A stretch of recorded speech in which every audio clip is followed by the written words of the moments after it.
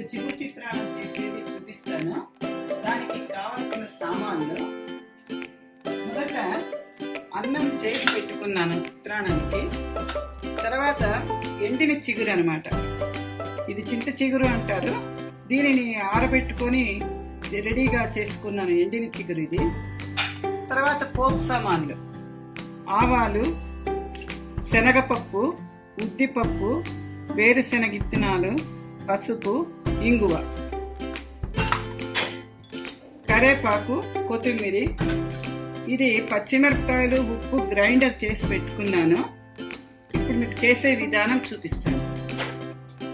ఇప్పుడు బాణలిలో నూనె వేసి వేడి అయ్యేందుకు పెట్టినాను. ఇక్కడ అన్నం లోపల చిగురు వేసి అన్నం మధ్యలో వేడి అన్నానికి ఇలా చిగురు వేసి పెట్టాలి. ఆ వేడికి చిగురు ఇలా మెత్తగా అవుతుంది అన్నమాట.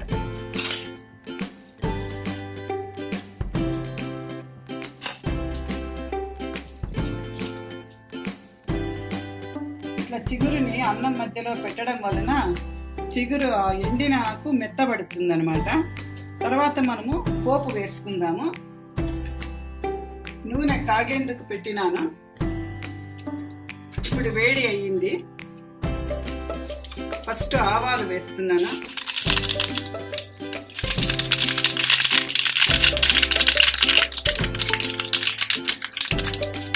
తర్వాత శనగపప్పు వేస్తున్నాను. అది మనకు ఎక్కువ కావాలంటే కూడా వేసుకోవచ్చు రుచికి. తర్వాత శనగ విత్తనాలు వేస్తున్నాను.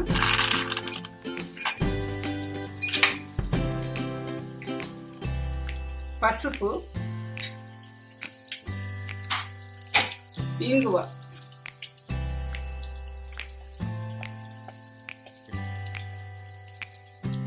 ఇప్పుడు ఇవన్నీ మిక్స్ చేసుకోవాలా.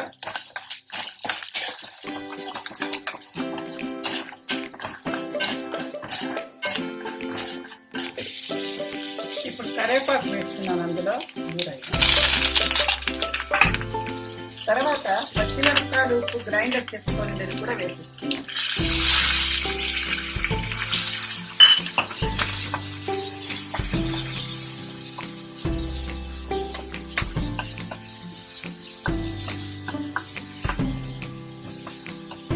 ఇప్పుడు తిరుగువాత రెడీ అయిపోయింది.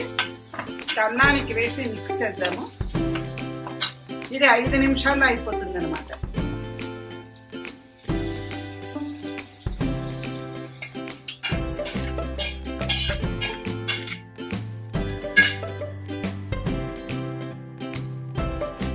కొంచెం కొబ్బరి వేసేది, కొంచెం కొబ్బరి వేయాలా, పచ్చి కొబ్బరి,